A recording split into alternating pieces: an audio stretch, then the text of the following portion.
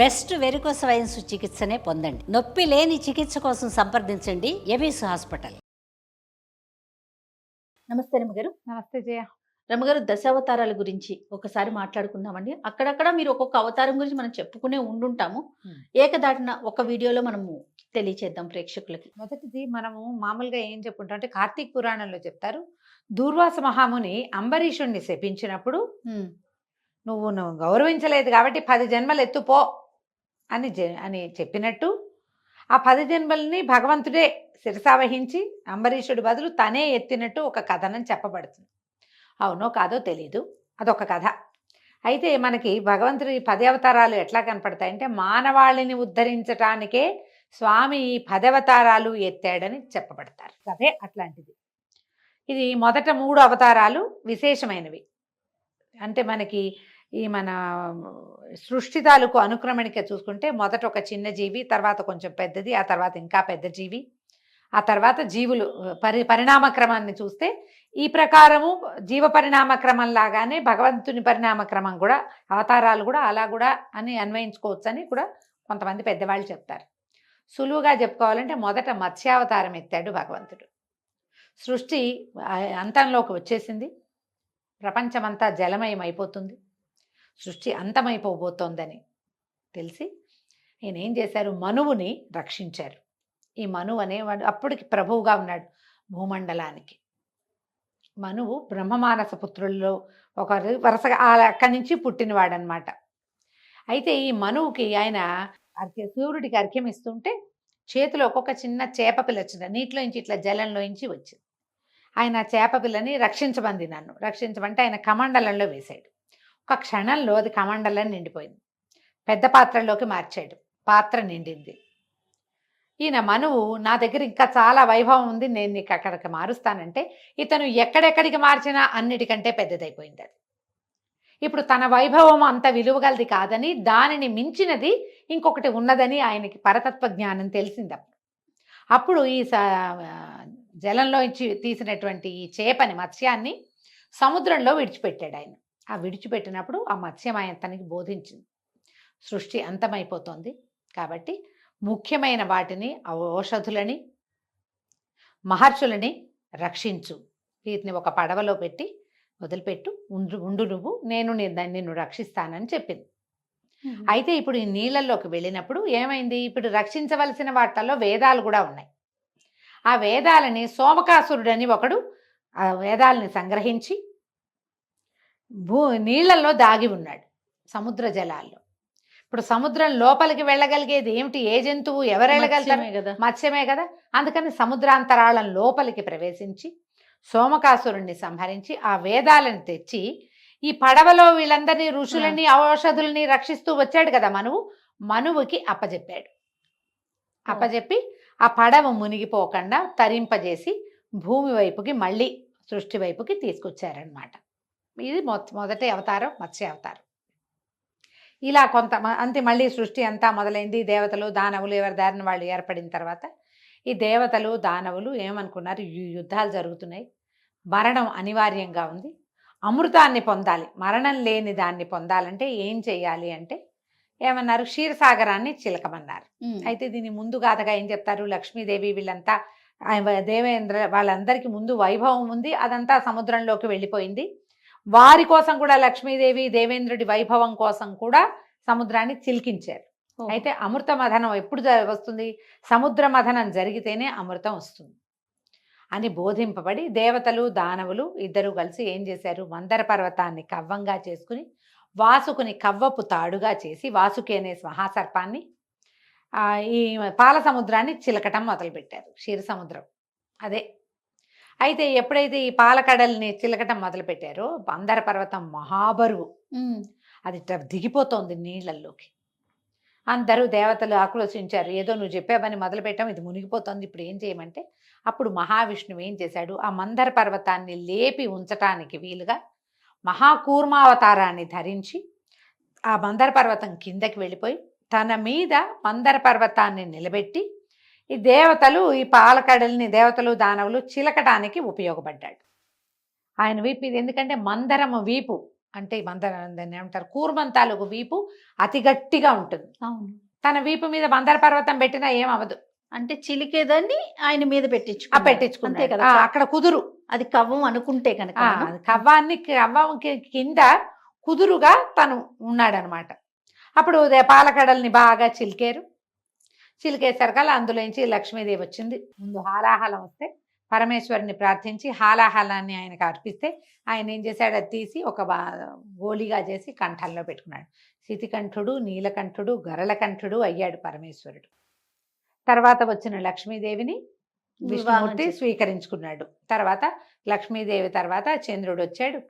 కల్పవృక్షము, కామధేనువు, అప్సరసలు, శంఖాలు, నవనిధులు, ఎన్నో వజ్రాలు, ముత్యాలు పుట్టినాయి, ఆల్చిప్పలు పుట్టినాయి, శంఖాలు పుట్టినాయి. అవన్నీ పుట్టగా చిట్ట చివరికి ధన్వంతరి వచ్చాడు. ధన్వంతరి అమృత పాత్రని పుచ్చుకొని వచ్చాడు. ఈ అమృత పాత్రని మాకనే దేవతలు దానవులు లాక్కోకుండా మళ్ళా ఈ విష్ణుమూర్తి అవతారాలలో ఒకటిగా చెప్పబడని జగన్మోహిని స్వరూపాన్ని, ఒక తాత్కాలిక స్వరూపాన్ని పొంది, అవతారమే దశావతారాల్లో చెప్పబడదు. అవును. కానీ ఈ కూర్మావతారం తర్వాత మనకి జగన్మోహినే కనపడుతుంది. దేవతల్ని దానవల్ని 2 వరుసల్లో కూర్చోబెట్టి వాళ్ళని తన సమ్మోహన శక్తితోటి వశపరుచుకుని దేవతలకి మాత్రమే అమృతాన్ని పంచారు. ఈ అమృతం పంచడం అయిపోయాక 2 అవతారాలు అయినాయి. ఆ తర్వాత ఏం జరిగింది, మత్స్యం కూర్మం తర్వాత వరాహావతారం. ఈ వరాహావతారానికి ముందు ఏం జరిగింది, సనక సనందన సనత్ కుమార సనత్ సుజాతులని చెప్పబడేటువంటి బ్రహ్మమానస పుత్రులైన 4 ఋషులు విష్ణుమూర్తిని చూడడానికి వచ్చారు. ద్వారపాలకులుగా ఉన్న జయ విజయులు వాళ్ళని ఒప్పుకోలే. మిమ్మల్ని స్వామివారి ఏకాంతంలో ఉన్నారు, మాకు కుదరదనేసరికల్లా మేము బ్రహ్మమానస పుత్రులం, పైగా ఇంత బాలురుగా ఉంటారట వాళ్ళు. ఎవరు? జయ విజయులు కాదు, సనక సనందనాథులు ఋషులు 4 బాలురు చిన్న పిల్లలుగా ఉంటారు. రానివ్వకపోయేసరికల్లా వాళ్ళు కోపం వచ్చి, ఏ స్వామి సేవతో మీరు ఇంత అహంకరించి ఉన్నారో ఆ స్వామి సేవకి దూరం కండని సనక సనందనులు శపించారు జయ విజయులు. వీళ్ళు పరమ దుఃఖంతో విష్ణువు పాదాలు పట్టుకున్నారు. శపించబడ్డాము, నువ్వు ఏకాంతంలో ఉన్నావని. తమరు ఏకాంతంలో ఉన్నారు కాబట్టి వీళ్ళని మేము రానివ్వలేదంటే ప్రభు ఏం చేశాడు, వీళ్ళ మీద ప్రీతితోటి 2 ఆప్షన్స్ ఇచ్చారు. ఈ 2 ఆప్షన్స్ ఏమిటి, ఒకటి 3 జన్మలు విష్ణుద్వేషులుగా ఉండి నా చేతిలోని మరణాన్ని పొంది నన్ను చేరగలరు ఒకటి, లేదా 100 జన్మలు విష్ణు భక్తులుగా జీవించండి. అది అయ్యాక వద్దురుగానంటే వీళ్ళు ఒప్పుకోలే. 100 జన్మలంటే ఎన్ని వేల సంవత్సరాలు, కాబట్టి మాకు 100 జన్మలు వద్దు, విష్ణుద్వేషులుగా అయినా సరే నిన్ను వదిలిపెట్టి మేము ఉండలేము, నీ సేవకి దూరంగా అయ్యి ఉండలేము, నిరంతరము నీ నామస్మరణ చేసే అవకాశాన్ని ఇచ్చి మమ్మల్ని విష్ణుద్వేషులుగా పుట్టించమని కోరుకున్నారు. అప్పుడు విష్ణుద్వేషులైన హిరణ్యాక్ష హిరణ్యకశిపులనే రాక్షసులుగా జయ విజయులు పుట్టారు. ఇప్పుడు వీళ్ళు ఏం చేశారు, రాక్షసులుగా జన్మించినప్పుడు బ్రహ్మ కోసం తీవ్రమైన తపస్సు చేశారు. ఎక్కడా కనపడిన విష్ణువుని నిరంతరము తలుచుకుంటూ విష్ణువుకి ద్వేషులుగా మారారు. విష్ణు ద్వేషులే, వాడి మొహం గిట్టదని వాడినే తలుచుకుంటూ ఉంటారు ఎంతసేపు. అయితే వీళ్ళు కోరిన వరాలు ఎలాంటివి, ఒక్కొక్కడు ఒక్కొక్క రకం. 2 హిరణ్యాక్షుడు హిరణ్యకశిపుడు చెరో రకమైన వరాన్ని కోరుకున్నారు. మరణం ఇలాగే కావాలని. అంటే మాకు అసలు మరణమే వద్దన్నారు. ఆయన ఒప్పుకోలే బ్రహ్మదేవుడు. మరణం లేకుండా కుదరదు, మీరు అమృతం దాగలేదు, మరణం అనివార్యం, వరం కోరుకోమంటే 2 చెరుకోటి కోరుకున్నారు. అప్పుడు ఈ వర గర్వంతో ఈ హిరణ్యాక్షుడు ఏం చేశాడు, భూదేవిని పాతాళంలోకి, ఈ సముద్రంలోకి తొక్కేశాడట. భూమి వలవలలాడుతూ నన్ను రక్షించమని కోరుకుంటే అప్పుడు భగవంతుడు ఈ హిరణ్యాక్షుడికి జంతువు వల్ల మరణం ఉంది, ఇంకేం వల్ల మరణం లేదు. అందుకని ఏం చేశారు, ఈ భూమిలోకి, నీళ్లలోకి, బురదలోకి వెళ్ళగలిగే వరాహ అవతారాన్ని తీసుకున్నాడు స్వామి. ఇది 3వ అవతారం. మత్స్యకూర్మ వరాహ అవతారం. వరాహ అవతారాన్ని ఎత్తి ఆదివరాహమూర్తిగా భూమి లోపలికి, ఆ సముద్రం లోపలికి వెళ్ళి ఆ బురదలో అట్లా ఇరుక్కుపోయి ఉన్నటువంటి భూదేవిని తన కోరలతోటి పైకి లేవదీసి హిరణ్యాక్షుణ్ణి సంహరించాడు. అట్లా భూదేవి ఆయనకి భార్య అయ్యింది, ఆయనతోటి రక్షించబడింది. కాబట్టి మళ్ళీ భూమిని యథాస్థానంగా ప్రవేశింపచేశాడు. ఇప్పుడు హిరణ్యాక్షుడు అయిపోయాడా. ఇప్పుడు హిరణ్యకశిపుడు ఏం చేశాడు, ఇంకా విపరీత వరాలు కోరుకున్నాడు. మనిషి కాదు, జంతువు కాదు, వాళ్ళ వల్ల మరణం. మనిషి అయితే కాదు, జంతువుతోటి కాదు. భూమి కాదు, ఆకాశము కాదు, ఇల్లు కాదు, వాకిలి కాదు, పగలు కాదు, రాత్రి కాదు.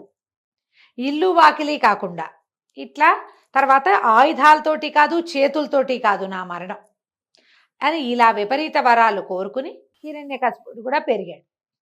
వరగర్వంతో అతను దేవతల్ని వాళ్ళని హింసించడం మొదలుపెట్టాడు. మానవుల్ని హింసించాడు, దేవతల్ని హింసించాడు, తనదైన ప్రత్యేక సామ్రాజ్యాన్ని నిర్మించుకున్నాడు.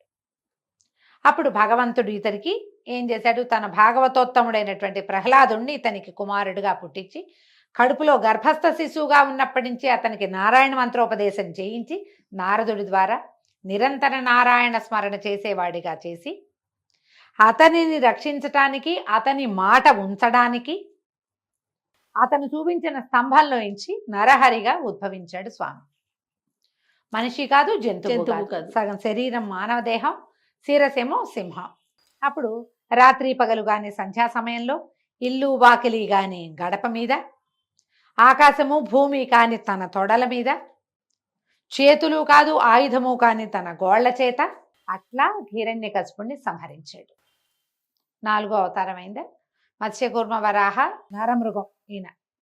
తర్వాత ఇంకా మళ్ళీ కొంతకాలం గడిచింది. ఇంకా ఇప్పుడు వీళ్ళు మళ్ళీ ఇది జయ విజయులు ఇద్దరు ఇంకోసారి పుట్టాలి. ఈ ఇంకోసారి పుట్టే లోపల ఇంకొక 2 అవతారాలను తీసుకున్నాడు స్వామి. ఈ 2 అవతారాలు ఏమిటి? వామనావతారం, పరశురామ అవతారం. ప్రహ్లాదుడి మనవడైన బలి ఎక్కువ యజ్ఞాలు చేసేవాడు, విష్ణుభక్తి కలవాడే. బలి చక్రవర్తి విష్ణుభక్తి ఉన్నవాడే ఉండి కూడా అతను చాలా యజ్ఞాలు చేయటం వల్ల ఏమైంది, 100 యజ్ఞాలు పూర్తయితే అతనికి ఇంద్ర పదవి ఇవ్వాలి. స్వభావరీత్యా రాక్షసుడు, పుట్టుకతోటి రాక్షసుడు, స్వభావము రాక్షసుడు స్వభావమే. ప్రహ్లాదుని కుమారుడు విరోచనుడు, విరోచనుని కుమారుడు బలి. ఇప్పుడు ఇతనికి ఇంద్ర పదవి వచ్చేస్తుంది. అప్పటికే అతను 3 లోకాలని జయించి తన అదుపులో పెట్టుకుని ఉన్నాడు. అందుకని ఈ బలిని నిగ్రహించడం కోసం అదితి కశ్యపుల కడుపున వామనావతారంలో పుట్టాడు విష్ణుమూర్తి. మళ్ళీ చిన్న బాలుడు, వామనుడు అంటే చిన్న బాల స్వరూపమే. అయితే ఈ వామనావతారంలో వాళ్ళకి జన్మించిన తర్వాత ఉపనయనం చేయించుకుని అప్పుడు ఈ బలి చక్రవర్తి 100వ యాగం చేస్తున్న ప్రదేశానికి వచ్చి అతనిని దానం ఇవ్వమని అడిగి అతను 3 అడుగుల దానానికి ఒప్పుకుంటే 3 అడుగులు భూమి ఆకాశాలు రెండింటినీ తన 2 అడుగులతోటి ఆక్రమించి 3వ అడుగుగా అతని శిరస్సు, నా శిరస్సు తీసుకోమంటే శిరస్సు మీదే పాదం ఉంచాడని కొన్ని కథలు చెప్తారు. భాగవతంలో అట్లా ప్రత్యేకంగా శిరస్సుకి తొక్కేశాడని కాకుండా అతని శిరస్సుని తను స్వాధీనం చేసుకున్నాడనమాట. ఇంకా ఇక్కడ రాజ్యం లేదు అంతే. అతనిని రసాతలని పాతాళానికి పంపించి అక్కడ పాతాళానికి ప్రభువుని చేశాడు. ఇది వామనావతారం చెప్తారు. దీని తర్వాత పరశురామావతారానిగా జన్మించాడు. ఈ పరశురాముడు జమదగ్ని మహామునికి, రేణుక జమదగ్నులకి కుమారుడుగా జన్మించాడు. ఈయన పుట్టుకతోటి బ్రాహ్మణుడు. ముని జమదగ్ని అనగానే ఆయన బ్రహ్మవంశం నుంచి పుట్టినవాడు కదా.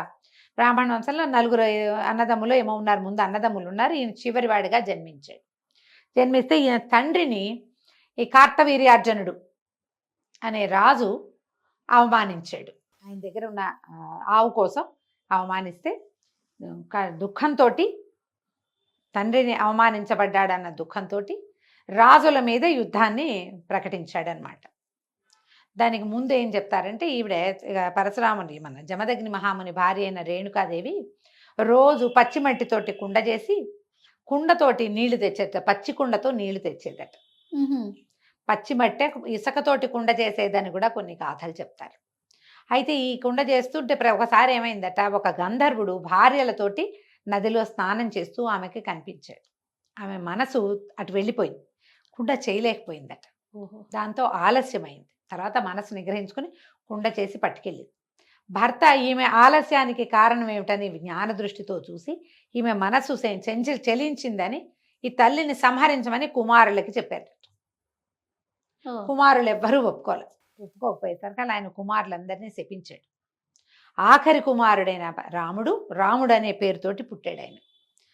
రాముడు మాత్రం తండ్రి ఆజ్ఞ చొప్పున తల్లి శిరస్సు ఖండించాడు గండ్రగొడ్డలితోటి. అందుకే ఆయన పరశురాముడయ్యాడు. పరశువు అంటే గొడ్డలి. అప్పుడు తండ్రి పితృభక్తికి సంతోషించి జమదగ్ని మహాముని ఏదైనా కోరుకోమంటే తల్లిని అన్నదమ్ముల్ని బతికించమని కోరుకున్నారు. తీవ్ర ప్రకృతి ఉంది ఆయన యందు. ఈయన బ్రాహ్మణ ఇదిగా ఉన్నా కూడా ఇక్కడ తపస్సు ఇవి చేస్తున్నా కూడా విశేషంగా ఆయన పరమేశ్వరుడి దగ్గరే ఇది నేర్చుకున్నాడు. అక్ష విద్య, బాణ విద్య అంతా నేర్చుకున్నాడు. ఆయన మంచి బాణ దీంట్లో ఏమనాలి దాన్ని, ధనుర్విద్యలో అద్భుతమైన అభినివేశం ఉన్నది ఆయనకి. అయితే ఎప్పుడైతే ఈ కార్తవీర్యార్జునుడు తన తండ్రి మీద జులుం ప్రదర్శించాడో ఆ దుఃఖాన్ని తట్టుకోలేకపోయాడట ఆయన. ఆవిడ 21 సార్లు పిలిచింత రామా రామా రామా అని పిలిచేసరికల్లా ఆయన 21 సార్లు క్షత్రియుల్ని ఏరి పారేశాడు భూమి మీద నుంచి. కార్తవీర్యార్జునుడిని సంహరించాడు. తర్వాత ఈ రాజుల్ని, క్షత్రియుల మీద యుద్ధాలు చేయటం, ఒక్క గండ్రగొడ్డలతో ఒకడే ఎన్నో వంశాలని నిర్వంశం చేసేసాడు. తర్వాత ఈ హత్యా పాపాన్నంతా పోగొట్టుకోవడానికి బోల్డంత తపస్సు కూడా చేసుకున్నాడు. ఇదంతా ఆయనే. ఇప్పుడు రాజును సంహరించారంటే భూమి ఆయన వశం అవుతుంది కదా. అయితే ఈ తను సంపాదించినటువంటి భూమిని కశ్యపుడికి దానం చేసేసాడు ఆయన. ఇంకా కొంతమంది రాజులు ఉన్నారు ఇక్కడ. దశరథుడు లాంటి వాళ్ళందరూ ఈ పరశురాముడి కాలంలోనే ఉన్నారు. వాళ్ళంతా సంతానం లేని వాళ్ళు, వాళ్ళందరూ శరణుజొచ్చి కొంతమంది తప్పించుకున్నారు. వీళ్ళు సంహరించబడ్డారనుకో పితరులకి గతి, అట్లా ఆలోచించి కొంతమంది తప్పించుకున్నారు. మిగిలిన వాళ్ళని సంహరించాడు ఆయన. అయితే ఈ కశ్యపుడికి భూమిని దానం చేయటం వల్లే భూమికి కాశ్యపి అని పేరు వచ్చింది. ఆయన నియమం ఏంటి, పగలవేళ ఇక్కడ తిరగచ్చు, రాత్రి ఇక్కడ నిద్ర చేయకూడదు. భూమి మీద మహేంద్ర పర్వతం మీద ఉండేవాడు పరశురాముడు. ఆ తర్వాత సంపూర్ణావతారుడుగా రాముల వారిగా జన్మించారు. అప్పటికి భూమి మీద రాక్షస బలం పెరిగిపోయింది. హిరణ్యాక్ష హిరణ్యకశిపులుగా పుట్టినటువంటి జయవిజయులు ఇద్దరు ఈ యుగంలో, త్రేతాయుగంలో రావణ కుంభకర్ణులుగా జన్మించారు. మళ్ళీ వీళ్ళు ఎవరో ఏమిటో కూడా కాదు, బ్రహ్మమానస పుత్రులైన కశ్యప ప్రజాపతి, ఆయన కుమారుడు, వాళ్ళ సంతతే వీళ్ళు. విశ్రవసుని కుమారులుగా జన్మించారు వీళ్ళు. హిరణ్యాక్ష హిరణ్యకశిపుల కాలం కంటే రావణ కుంభకర్ణుల కాలం కొంత వేరైనది. రావణాసురుడు ప్రగల్భంగా ఉన్నాడు, బలవత్తరమైన శక్తిగా రూపొందాడు. అవును, ఆయనతో పాటే సమానమైన శక్తియుక్తులు ఉన్నప్పటికీ బ్రహ్మదేవుడు అతను కోరుకున్నటువంటి వరంలో కొంత సరస్వతీదేవిని, అతనిని నాలుకని కంట్రోల్ చేయమని ఒక సహాయం కోరి, ఆమె వల్ల అమ్మవారు అతని నాలుక మీద ఉండి 6 నెలల నిద్రాకాలం, నిద్ర ఎక్కువగా కోరుకునేలాగా చేశారు. రావణాసురుడికి ఉన్న వరాలు గొప్పవే. కుంభకర్ణుడు నిద్రావరాన్ని కోరుకునేలాగా చేసేసరికల్లా ఈ ఇద్దరు సమానంగా ఉండాలి. హిరణ్యాక్ష హిరణ్యకశిపులు ఎంత సమానంగా ఉన్నారో అంతే సమానంగా వీళ్ళిద్దరు కూడా ఉండాలి. అలా ఉండాల. రావణుడు బలవత్తరమైన శక్తిగా రూపొంది అతనంత బలము కలిగినప్పటికీ నిద్రాపరవశుడుగా ఉండేటువంటి వరాన్ని పొందిన కుంభకర్ణుడు పెద్దగా ఆయన ప్రతాపాన్ని చూపించే అవకాశం లేకపోయింది, తగ్గింది. ఎఫెక్ట్ తగ్గిందనమాట త్రేతాయుగానికి. రావణాసురుడే ఇద్దరి బదులు విజృంభించి ఉన్నాడు. ఇతనికి వేదాంగాలు చదువుకున్నవాడు, సంగీతజ్ఞుడు, అపరిమితమైన శివభక్తి కలిగిన వాడు, శివపూజా దురంధరుడు. వీటితో పాటుగా స్త్రీలోలుడు, ఆ వాక్యం కూడా అతనికి తోడైంది. మన కాలనైతే విమనైజింగ్ అని చెప్తాం. అవతల వాళ్ళ ఇష్టానిష్టాలతోటి ప్రమేయం లేకుండా స్త్రీలని చెరబట్టడం ఆయన ప్రవృత్తిగా కనపడుతుంది. మిగిలినవన్నీ అద్భుతమైన లక్షణాలు. చాలా తపస్యాలి ఆయన. రావణాసురుడు చాలా గొప్పవాడు. అమోఘ వరాలు పొంది ఉన్నాడు బ్రహ్మ నుంచి. ఎవ్వరి వల్ల మరణం లేకుండా నరవానరులు తప్ప, ఇట్లా చెట్ల మీద వాటి మీద తిరిగే జాతి నరులు, వీళ్ళు బలహీనులని ఆయన ఉద్దేశం అంతే. మిగిలిన ఎవ్వరి నుంచి వరం లేకుండా దేవజాతులు ఉన్నాయి కదా, దేవ గంధర్వ కిన్నర కింపురుషాదులు యక్షులు బోల్డంత మంది ఉన్నారు. వాళ్ళలో ఎవ్వరి వల్ల ఆయనకి మరణం లేదు అతనికి. ఆ సమయంలో ఈ దేవతలందరూ బ్రహ్మదేవుడికి చెప్పారట, మన రావణాసురుడితో చాలా ఇబ్బందిగా ఉంది, ఆర్యావర్తం అంతా అతని దీంతో నిండిపోయి ఉంది, జనస్థానం అంతా రాక్షసులు, తర్వాత ఏమో మన దండకారణ్యం అంతా రాక్షసులు, వాళ్ళు అక్కడ ఋషులందరూ చేరేది అక్కడ, వీళ్ళని తపస్సులు చేసుకొనివ్వటం లేదు, ఏం చేయాలి? అప్పుడు విష్ణుమూర్తి వీళ్ళకి సహాయం చెప్పాడు. భూలోకంలో దశరథ మహారాజు పుత్ర సంతానం కోసం వాంఛలో ఉన్నాడు. వీళ్ళు సూర్యవంశీయులు. దశరథుడు అప్రమేయ పరాక్రమం కలిగిన వాడు. తర్వాత ఏమో ఆయన వంశం చాలా గొప్పది. ఆయనకి సంతానం కావాలి, ఆ సంతానంగా నేను జన్మిస్తాను. ఈ సహాయం చేయటం కోసం నాతో ఉండేటువంటి నలుగురు శేషుడు, శంఖచక్రాదులు కూడా నాతో జన్మిస్తారు. నా అంశలతోటి 4 అంశలతోటి నేను అక్కడ జన్మిస్తా. ఈ దేవతలందరూ కూడా అప్సరసలతో కలిసి ఇక వానరులని లాంగూలములు అంటే యమనాలి కోతులు, కొండముచ్చులు, తర్వాత ఏమో మన ఎలుగుబంట్లు, ఈ 3 జాతులని సృష్టించండి సహాయం చేయటానికి అని ఆజ్ఞ ఇచ్చారని చెప్తారు. ఒక్క కథనం తెలియజేయబడుతుంది.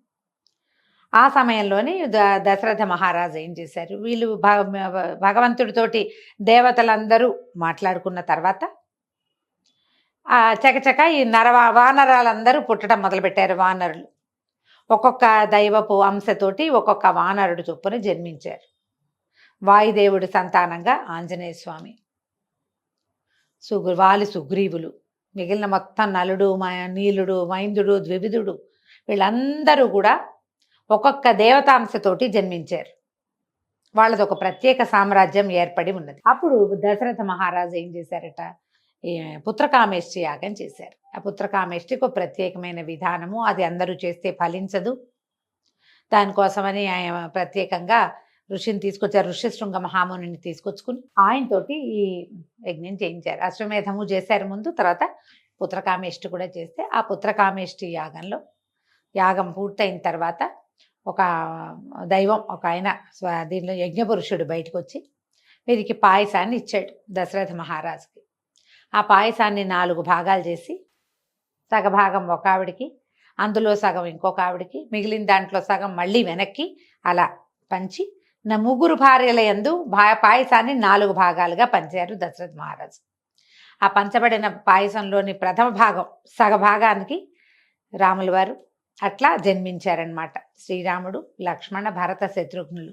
లక్ష్మణుడు శత్రుఘ్నుడు 2 భాగాలు సుమిత్రాదేవికి ఇవ్వడం వల్ల ఆమెకి కవలలు జన్మించారు. 2 కుమారులు. కైకేయి దేవికి భరతుడు జన్మించాడు. ఈ 4 కుమారులు చక్కగా పెరిగారు. పెరుగుతూ ఉండగా విశ్వామిత్ర మహాముని వచ్చారు. వీళ్ళకి ఏంటంటే దశరథ మహారాజుకి రఘువంశానికి కులగురువు వశిష్ఠులు. మొట్టమొదటి రాజుల నుంచి తర్వాత చివరి రాజుల వరకు ఎప్పుడూ ఆయనే కులగురువుగా ఉన్నారు. అయితే విశ్వామిత్ర మహాముని వచ్చి మేము ఒక యజ్ఞం చేసుకుంటున్నాం, ఆ యజ్ఞానికి చాలా ఇబ్బంది కలుగుతోంది, కాబట్టి యాగరక్షణ కోసం నీ కుమారులని పంపించమని అడిగి రాముణ్ణి అతనికి తోడుగా ఎప్పుడూ కలిసే ఉండేటువంటి లక్ష్మణుడిని వాళ్ళిద్దరిని విడదీయలేం. రాముడు రామానుజుడు అనమాట.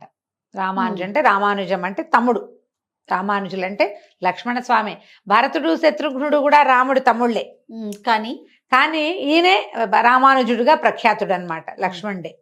రామలక్ష్మణులు ఇద్దరిని వెంబడి పెట్టుకుని తీసుకువెళ్ళి ఈయన పరిపూర్ణ మానవావతారుడుగా జన్మించాడు ఇక్కడ. ఎందుకంటే ఈ రావణాసురుడు కేవలము మానవుల చేతిలో మాత్రమే మరణాన్ని పొందేటువంటి వరాన్ని పొంది ఉన్నాడు. ఎక్కడా తన భగవద్ అంశని కానీ భగవత్ విభూతిని కానీ చూపించలేదు రాముల వారు. మొదటి పుట్టిన రోజు దగ్గర నుంచి, తొలి రోజు నుంచి సరయూ నది ప్రవేశం చేసే వరకు సాధారణంగా మానవులు ఎలా ఉండాలో చూపించారు. మానవులకి ఎలాంటి భావోద్వేగాలు ఉండొచ్చు అదే చూపించారు. వేరేదేం చేయాల. ఆయన నన్ను దశరథాత్మజుడుగా తెలుసుకోండి అని చెప్పారు. దశరథాత్మజుడుగానే ఉన్నారు. మొదటిసారి వెళ్ళినప్పుడు విశ్వామిత్రుడి వల్ల ఈయన బల అతి బల అని 2 పెద్ద విద్యలు నేర్చుకున్నారు. ఆకలి దప్పులు ఉండవు. ఎన్నో అస్త్రాలు శస్త్రాలు ఎన్నో నేర్చుకున్నారు. విశ్వామిత్రుడు వీళ్ళకి కులగురువు వశిష్ఠులైతే విశ్వామిత్రుడు ఈయనకి విద్యాగురువుగా పరిణమించి ఎన్ని రకాలో చెప్పారు. వీళ్ళ వంశం గురించిన కథలు అన్నీ చెప్తూ ఈయనతోటి రాక్షస సంహారం చేయిస్తూ వెళ్ళారు. తాటకను సంహరింపజేశారు. తాటక సంహారం చాలా పెద్దది. అప్పటికైనా చిన్నవాడు, 13-14 సంవత్సరాల నూనూగు మీసాలవాడు అనకూడదు, పసివాడుగానే చెప్పాలి రాముల వారిని. ఇవన్నీ వరుసగా చేయిస్తూ చివరికి తమ యాగరక్షణలో మారీచు సుబాహుల్లో సుబాహుడు సంహరించి సుబాహుడు మరణించాడు. మారీచుడు జీవించే ఉన్నాడు. దెబ్బ తగిలి సముద్రం దగ్గర పడిపోయాడు. ఆ మారీచుడు కాలాంతరంలో మళ్ళీ వచ్చాడు. అక్కడి నుంచి ఏం చేశారు, ఈ సీతా కళ్యాణం కోసం వీళ్ళని శివధనుస్సును చూపించడం కోసం జనక రాజర్షి దగ్గరికి మిథిలా నగరానికి తీసుకెళ్లారు. ఆ మిథిలా నగరంలో ఈ శివధనుస్సును చూసి ఆ ధనుస్సుని ఎక్కుపెట్టడానికి పరీక్షిస్తుంటేనే విరిగిపోయింది. అది ఎక్కుపెట్టడానికి ట్రై చేశాడు ఆయన, అంతే ప్రయత్నం చేస్తుండే, కానీ ఎక్కుపెట్టబడలా, ధనుర్భంగం అయిపోయింది. ఎవరైతే ఈ ధనుస్సుని ఎక్కుపెడతారో వాళ్ళకి మా అమ్మాయిని ఇస్తామని జనక రాజర్షి ముందే చెప్పి ఉన్నారు. ఇప్పుడు జనక రాజర్షి కూతురు గురించి ఒక వాక్యం చెప్పుకోవాలి ఇక్కడ మనం. ఎప్పుడైతే పుత్రకామేష్టిలో రాముల వారి సంతానం, దశరథ మహారాజుకు సంతానం కలిగిందని తెలిసిందో, సంతానం లేని జనక రాజర్షి కూడా పుత్రకామేష్టి తలపెట్టారు. పుత్రకామేష్టికి యజ్ఞం చేయాలంటే ముందు ఒక నేలని ఎన్నిక చేసి అక్కడంతా చక్కగా దున్ని పైరు పంటలు వేసి సస్యశ్యామలంగా అవ్వాలి. అది ఆ పంట కోసి ఆ ధాన్యాన్ని హోమానికి వాడాలి, ఆ నియమం ఉంది. వీళ్ళు మొదట నేల దువ్వుతుంటేనే వీళ్ళకు ఒక బంగారు పెట్టెలో ఉన్నటువంటి బాలిక శిశువు లభించింది. యాగం చేయకుండానే ఆ లభించిన శిశువుని చూసి మహాలక్ష్మి స్వరూపంగా భావించి నాగేటి చాలుని సీత అంటారు. ఆ అమ్మాయికి సీత అనే పేరు పెట్టి ఆ పిల్లని పెంచుకున్నారు. తర్వాత ఆయనకి కూతురు కలిగింది, ఇంకొక పాప ఊర్మిళాదేవి, ఆయనకి సంతానం కలిగింది. దీనికి పూర్వగాథలో మనకి స్కాంద పురాణంలో ఒక వాక్యం చెప్తారు. విష్ణుమూర్తి దేవతలకు చెప్పారట, నేను మానవుడిగా జన్మిస్తాను, బ్రహ్మ విద్య సీతగా జన్మిస్తుంది అని. ఆత్మజ్ఞానమే సీత. ఆమె మహామాయ సీతగా జన్మిస్తుందని. ఇక్కడ జన్మించిన సీతాదేవి అయోనిజగా జన్మించింది. ఎవరికైనా పుట్టిన సంతానం కాదు. ఇక ఆమెను పెంచుకున్నారు. ఆమె అంత అలాంటి ప్రత్యేకమైన జన్మ కలిగింది. కొన్ని పరాశర సంహితలలో, కొన్ని చోట్ల, కొన్ని పురాణాల్లో ఆవిడ చిన్నప్పుడే ఆ ధనుసు ఎత్తేదని, అందుకని ఎత్తగలిగిన వాడికే ఈ అమ్మాయిని ఇవ్వాలని పెట్టుకున్నారని ఒక విషయం కూడా చెప్తారు. వీర్యశుల్క అని చెప్తారు. ఎవరైతే ఈ బలశాలిగా ఉండి ఈ బిల్లును ఎక్కుపెడతారో వాళ్ళకి మా పిల్లని ఇస్తాను అని. వీళ్ళు ఎత్తాడు, ఎక్కుపెట్టడానికి ప్రయత్నం చేశాడు, అతని చేతిలో విరిగిపోయింది. కాబట్టి ఆయనకి కుమార్తెనిచ్చి పెళ్లి చేద్దాం అనుకున్నారు. సరే, వాళ్ళని పిలిచారు, వివాహం అయ్యింది. వీళ్ళిద్దరూ కలిసి ఇంటికి వెళ్తుండగా పరశురాముడు ప్రవేశం కలుగుతుంది. ఇక్కడ వీళ్ళిద్దరు ఏకకాలంలో ఇద్దరు. ఈయన పరిపూర్ణ స్వరూపుడు, పరిపూర్ణ విష్ణు స్వరూపుడు రాములు వారు, అంశాస్వరూపుడు పరశురాముడు. ఆయన వచ్చి కనపడ్డాడు. నువ్వు శివధనస్సుని విరిచావుట, నా దగ్గర ఇదిగో వైష్ణవ ధనస్సు ఉంది, దీన్ని విరవమంటే ఎక్కుపెట్టమంటే అది చేతికి ఇచ్చేసరికల్లా ఈయనకి వాళ్ళ ఇద్దరి స్పర్శ తగిలేసరికి ఆయనకి తెలిసింది పరశురాముడికి, తను నిలబడి ఎవరి ముందైతే నిలబడ్డాడో అతడు సామాన్య మానవుడు కాదని, సాక్షాత్ భగవద్విభూతే మానవాకారంలో మనకి కనపడుతోందని ఆయన తెలుసుకున్నారు. తెలుసుకుని నన్ను క్షమించమని వేడుకొని ఈ ఎక్కుపెట్టిన బాణాలని తన తపలోకాల మీద వేసేయమని నమస్కారం చేసి వెళ్ళిపోయారు. దశరథ మహారాజు దీనికి ప్రత్యక్ష సాక్షిగా ఉన్నాడు. కానీ తన కుమారుడే కాదని, సాక్షాత్ భగవంతుడని ఆయన తెలుసుకోలే. విష్ణుమాయా విలాసం వల్ల తెలియలేదు. తర్వాత కొంతకాలం హాయిగా ఉన్నారు అందరూ. ఆయన రాముల వారికి యువరాజు పట్టాభిషేకం చేయదలుచుకున్నప్పుడు తృతీయ భార్య, మూడో భార్య అయిన కైకాదేవి ఏం చేసింది, రాముల వారిని అడవులకు పంపాలని వరం కోరుకుంది.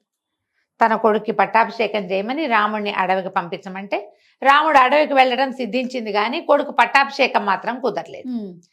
అట్లా ఈ పినతల్లితోటి ప్రేరేపించబడినటువంటి రాముడు అడవికి వెళ్ళారు. ఇప్పుడు ఈయన ఇక్కడే పట్టాభిషేకం చేసుకుంటే ఆ జనస్థానం ఎట్లా ఖాళీ అవుతుంది, ఆ దండకారణ్యం ఎట్లా ఖాళీ అవుతుంది, ఆర్యావర్తం అంతా నిండి ఉన్న రాక్షస సంహారం ఎట్లా జరుగుతుంది, అదంతా జరగాలంటే ఇక్కడ ఏదో ఒకటి జరగాలి. ఇక్కడ ఇది జరిగింది, అలాగే కదా జరుగుతాయి. అక్కడ ఏదో అవ్వాలంటే ఇక్కడ ఏదో ఒక మార్పు వస్తుంది. ఇక్కడ ఈ మార్పు వచ్చింది. అత్యంత ప్రీతిపాత్రుడైన రాముణ్ణి అడవులకి పంపించమని కోరుకుంది ఆవిడ. ఆమెకు చాలా ఇష్టం ఆయన అంటే. ఆమె చేతుల్లోనే పెరిగిన కుమారుణ్ణి ఆ మాట అడిగింది. అంటే ఇందుకోసమే ఈ వెళ్ళినప్పుడు ఏం చేశాడు, ఆయన భార్య సమేతుడుగా లక్ష్మణ ద్వితీయుడుగా ఈయన అడవికి ఊరేగి వెళ్ళిపోయాడు. వెళ్ళిన తర్వాత 14-13 సంవత్సరాలు గడిచినాయి. హాయిగా ఉన్నారు. ఎప్పటికీ అక్కడ ఉన్న దండకారణ్యంలో ఉన్న రాక్షసులందరినీ చంపేశాడు ఆయన. జనస్థానంలో, దండకారణ్యంలోనూ చేశారు చిన్న చిన్నవి. జనస్థానంలో ఖరదూషణాదులందరినీ సంహరించాడు. మన శూర్పణఖ రావటం, ఆమె వచ్చి ఈయన మీద వ్యామోహం చెంది సీతాదేవిని తీసేస్తేనే ఈయన తనకి వశపడతాడని ఆమె మీదకి దూకేసరికి లక్ష్మణస్వామి శూర్పణకి ముక్కు చెవులు కోసాడు. కొంచెం విరూపిని చేశాడు. ఆమె ఖరదూషణులకి చెప్పింది. ఖరదూషణుల మీద యుద్ధానికి వెళ్ళి వాళ్ళందరినీ తెగటార్చేశాడు రాముడు. మొత్తం ఖాళీ అయిపోయింది జనస్థానం. ఇది వల్ల కాదని ఈ శూర్పణఖ ఏం చేస్తుంది, రాముడి దగ్గరికి వెళ్ళి మొత్తం కథ అంతా చెప్పింది. రావణాసురుడి దగ్గరికి వెళ్ళి, ఇక్కడ వీళ్ళ దగ్గర మహాసౌందర్యవతి అయిన స్త్రీ ఉందని, నీలాంటి వాడి పక్కన ఉండాలి, మానవుడి పక్కన ఉందని అతన్ని కొంచెం ముందుకు చేసి ఇక్కడికి వచ్చేలాగా చేసి, ఆయన సరాసరి అయితే రాముడు లక్ష్మణుడు ఉండగా ఆమెను తీసుకెళ్ళలేమని మారీచుడిని ప్రేరేపించి, మారీచుడు చెప్పాడు, నువ్వు రాముడిని ఏం చేయలేవు, రామో విగ్రహవాన్ ధర్మ అని చెప్తాడు మారీచుడు. చిన్న బాలుడుగా ఉన్నప్పుడే నన్ను అక్కడ కొట్టి ఇక్కడ పడేశాడు, ఇప్పుడు కూడా వాళ్ళు మనము ఋషుల వేషాల్లో తిరుగుతున్నారు, భయం వేసింది నాకు అతన్ని చూస్తే, మళ్ళీ పారిపోయాను నేను, అతన్ని గెలవలేవు నువ్వు, నీ వల్ల కాదంటే ఆయన భయపెట్టి బెదిరించి మారీచుడితోటి బంగారు లేడి వేషం వేయించాడు. ఆ బంగారు లేడిని చూసి సీతాదేవి, ఆవిడికి తెలీదు ఇది బంగారు లేడి ఉండదని, తెలుసా ఆవిడికి. మరి ఎట్లా ఇది జరిగేది కదా, కథ ముందుకు వెళ్ళాలిగా. ఆ లేడిని కావాలని ఒక సామాన్యమైన లేడి కోసం భర్తని పంపించి, లక్ష్మణుడిని పంపించి, తను అసహాయ స్థితిలో రావణాసురుడికి దొరికేసింది, ఆయన తీసుకుపోయాడు. ఇక వీళ్ళిద్దరు అన్నా తమ్ముడు వెతుక్కున్నారు. ఇప్పుడు అసలు కథ ఎక్కడ ప్రారంభమైంది, రాముల వారి కంటే ముందు పుట్టినటువంటి వానరులు, లాంగూలములు, వృక్షజాతి అంతా ఇప్పుడు కనపడింది. ఎప్పటి కథ అంతా ఎంత నడిచింది చూడు రాముడి కథ, బోళ్ళంత ప్రయాణం ఆయన 13 ఏళ్ళు నడిచిన తర్వాత, ఈ అడవులన్నీ నడిచాక, ఆ బ్రహ్మ విద్య పూర్తిగా ఆయన చేతిలో నుంచి బయటికి వెళ్ళిపోయాక అప్పుడు కనపడ్డారు. అప్పటిదాకా వీళ్ళ ప్రస్తావన రాదు రామాయణంలో, వాల్మీకంలో కనిపించదు, ఇప్పుడు వస్తారు. ఈ వెతుక్కుంటూ వెళ్తారు, సీతను వెతుక్కుంటూ వెళ్తే వీనికి విరాధుడు, కబంధుడు, ఇలా రాక్షసులు వాళ్ళు వీళ్ళు కనిపిస్తారు. విరాధుడే నాకు గుర్తుండు. ముందుకెళ్ళేసరికల్లా శబరి, అక్కడి నుంచి ఇక్కడికి వెళ్తారు. ఈ వానర్ల రాజ్యం కిష్కింధ వైపుకి నడిచి వెళ్ళేసరికల్లా వీళ్ళకి సుగ్రీవుడు ముందే వీళ్ళని చూసి, అన్నదమ్ములు ఇద్దరిని చూసి బలశాలులుగా ఉన్నారు, ధనుర్బాణాలు ఉన్నాయి, వాలే పంపించాడని భయపడి తన మంత్రి అయిన ఆంజనేయుడిని వీళ్ళ దగ్గరికి పంపించారు. ఆంజనేయుడు వచ్చి వీళ్ళని ప్రశ్నించి కనుక్కొని వీళ్ళని సుగ్రీవుడితో స్నేహం కలిపాడు. సుగ్రీవుడికి అతని అన్నకి పడదు. ఆ అన్న అయినటువంటి వాలిని సంహరించి సుగ్రీవుడికి కిష్కింధ రాజ్యానికి పట్టాభిషేకం చేశాడు శ్రీరాముడు. తర్వాత ఆయన ఆజ్ఞతోటి ఈ వానరులందరూ దేశం 4 పక్కలకి, భూమి 4 పక్కల వెతుక్కుని ఎక్కడైతే సీతాదేవి వెళ్ళిపోయింది, వీళ్ళకి సీతాదేవి ఆభరణాలు కూడా కొన్ని దొరికినాయి ముందు. ఈ ఆభరణాలను బట్టి ఆమెని గుర్తించి ఈ వైపుకే ఏటో తీసుకెళ్లబడిందని, ఎక్కడ ఖచ్చితంగా ఆమె ఉందో కనుక్కుని దక్షిణ సముద్రం నుంచి ఈ అటువైపు లంకానగరంలో సీతాదేవి ఉండేందుకు అవకాశం ఉందని ఆంజనేయ స్వామి మిగిలిన వానరులు తన 4 గ్రూపులు చేశారు. ఈ మొత్తం వానరులను దక్షిణం వైపుకు వెళ్ళిన గ్రూపులో ఉన్నవాడు ఆంజనేయుడు. ఆయనే లంకానగరాన్ని ప్రవేశం చేసి భాగవతోత్తముడైన ఆంజనేయ స్వామి శ్రీరాముడికి భక్తుడైపోయాడు. ఆయన అక్కడికి వెళ్ళి లంకానగరంలో సీతను చూసి మళ్ళీ వెనక్కి వచ్చి మొత్తం అందరూ కలిసి వెళ్ళి ఆ తర్వాత ఈ సముద్రం మీద ఒక వారధి కట్టి లోపలికి లంకానగరానికి ప్రవేశం చేసి రావణుడితో శతవిధాల యుద్ధం చేసి చివరికి రావణ సంహారం చేసి, కుంభకర్ణ సంహారం చేసి, రావణుని కుమారుడైన ఇంద్రజిత్తుని తదితరులందరినీ సంహరించి రావణుని తమ్ముడైన విభీషణుడికి లంకారాజ్య పట్టాభిషేకం చేసి సీతాదేవిని వెనక్కి తెచ్చుకున్నారు. ఈ మొత్తం కథలో ఎక్కడ ఇంత ప్రయాణంలో ప్రతి చోట ఒక పురుషోత్తముడైన మానవోత్తముడు అతనినే చూపించారు తప్ప ఎక్కడా దైవం వీళ్ళకి సహాయం చేసినట్టుగా కానీ, ఆయనలోంటి అతిమానుషమైన శక్తి ఏదైనా ఇక్కడ ప్రవర్తించినట్టుగా కానీ జరగలేదు. ఈ అవతారం తీసుకున్నాడు, మానవ అవతారం, సంపూర్ణ మానవ అవతారంగానే ఉన్నారు. మానవులకు ఉండే భావోద్వేగాలు, దుఃఖాలు, విరహము, బాధ, కష్టము, అన్ని రకాల భావోద్వేగాలు. అంటే ఇప్పుడు పరిపూర్ణ మానవుడు అంటే దుఃఖం ఉంటుంది, మానవులు దుఃఖిస్తారు. అవును, ఏదైనా తమకి కావాల్సింది దూరం అయితే ఎంత దుఃఖపడాలో అంత దుఃఖపడ్డాడు ఆయన. తమ్ముడికి ప్రమాదం జరిగితే అమ్మో మా తమ్ముడు లేకపోతే నాకెట్లా, నాకు కుదరదు అని దుఃఖించాడు. తమ్ముడు లేకపోతే కుదరదు అనుకున్నాడు. భార్య లేకపోతే కుదరదు, తమ్ముడు లేకపోతే కుదరదు. ఆయనకి దెబ్బ తగిలితే తమ్ముడు జీవించడేమోనని బెంగపెట్టుకున్నాడు. ఆ తమ్ముడిని జీవింపజేసిన వాడిని నువ్వు కూడా నా తమ్ముడు లాంటి వేయడనని కౌగలించుకున్నాడు. మనుషులంతా చేసేది అది. మానవులు చెయ్యవలసినదమ్మా అది. అది మానవులు చేయవలసింది. ఇంత ప్రయత్నం చేశాడు, ఎక్కడ వదిలిపెట్టలా. ఎంత ప్రయత్నం చేశాడు. మానవులు ఎలా ఉండాలో చూపించడానికి భగవంతుడు స్వయంగా ఈ అవతారాన్ని ఎత్తి చూపించాడు. తర్వాత భార్యను తీసుకుని మళ్ళీ అయోధ్య నగరానికి వెళ్ళిపోయాడు. దశవర్ష శాస్త్రాన్ని దశవర్ష శతానిచ అని ఇలా చెప్తారు. 11,000 సంవత్సరాలు రాముడు రాజ్యం చేశాడని మన వాల్మీకి రామాయణంలో చివరి భాగంలో కనపడుతుంది. 11,000 సంవత్సరాలు ఆయన రాజ్యం చేశారు. చివరి రోజుల్లోనే అనిపిస్తుంది మనకి సీతని పంపించేశారు అడవులకి. మొదటేమో మనకి రావణాసురుడి దగ్గర ఉన్నప్పుడేమో అగ్ని ప్రవేశం చేయించి అగ్నిపునీత సీతను తెచ్చుకున్నారు. మళ్ళీ ఆమె గర్భవతి అయిన తర్వాత గర్భవతి అయ్యాక ఇక ఆమెను తనతో ఉంచుకోకూడదని భావించి ఆమెను అడవులకు పంపించారు. ఆ అడవుల్లో సంతానాన్ని కన్న తర్వాత సంతానాన్ని తీసుకున్న ఆమె మళ్ళీ ఇంకా అయోధ్య నగర ప్రవేశం చేయటానికి ఇష్టపడక ఏ భూమిలోంచి తను జన్మించిందో ఆ భూమిలోకి వెళ్ళిపోయి ఆవిడ వెళ్ళిపోయింది వైకుంఠానికి. లక్ష్మీదేవి వెళ్ళిపోయింది. ఈయన కుమారులిద్దరికీ పట్టాభిషేకం చేసి రాజ్యాన్ని సుస్థిరపరిచి ఈయన కూడా తన దారిని తన తమ్ముళ్లతో సహా మళ్ళీ వైకుంఠ నగర ప్రవేశం చేసేసారు, వెళ్ళిపోయారు. ఈ జీవితంలో ఏం చేశారు? జయ విజయులు స్వరూపం దాల్చినటువంటి రావణ కుంభకర్ణులు ఇద్దరిని వధించి వాళ్ళకి సహాయం చేసిన కొన్ని లక్షల మంది రాక్షస సంహారం కూడా చేసి మానవులు ఎలా ఉండాలో, కళ్యాణ గుణాలు కలిగిన ఆయన మానవుడు ఎలాంటి వాడో ప్రపంచానికి చూపించి ఎప్పటికీ తనది రాచబాటగా తనే ఒరవడిగా మనిషి అంటే ఇలా ఉండాలని ఉండేలాగా చూపించి వెళ్ళిపోయాడు భగవంతుడు. చిట్ట చివరి 3 అవతారాల గురించి మాట్లాడుకుందాం రమ్మగారు. ఎవరు వీరు? సాధారణంగా చెప్పేదేమో కృష్ణ బుద్ధ కల్కి, కృష్ణుడు బుద్ధుడు కల్కి అవతారము అని. ఒక్కొక్క పాఠంలో మన బలరాముడు కృష్ణుడు కల్కి అని చెప్తారు. ఈ బుద్ధావతారం అనేది మనకి తెలిసిన బుద్ధిజం బుద్ధుడు కాదని, పాషండ మతాన్ని ఖండించాడు, బుద్ధ స్వరూపంలో భగవంతుడే అట్లా పుట్టాడని చెప్తారు. కానీ ఆ కథ అంత ప్రఖ్యాతంగా మనకి కనపడదు. ఇప్పుడు చెప్పుకునేగా ఈ బుద్ధుడే ఆ బుద్ధుడని, భగవంతుడి అవతారమే బుద్ధిజం వేరేది కాదని ఇట్లా చెప్తారు. కానీ బుద్ధిజంలో అసలు విగ్రహారాధన లేనే లేదు. మనమేమో చతుర్భుజుడైన నారాయణమూర్తిని పూజించడమే మన పద్ధతి. అవును అవును. ఈ దశావతారాల్లోనూ చెప్పబడిన నారాయణమూర్తి అవతార స్వరూపుడు, ఆయన తాలూకు విగ్రహాన్ని ఆరాధన అవన్నీ ఉన్నాయి.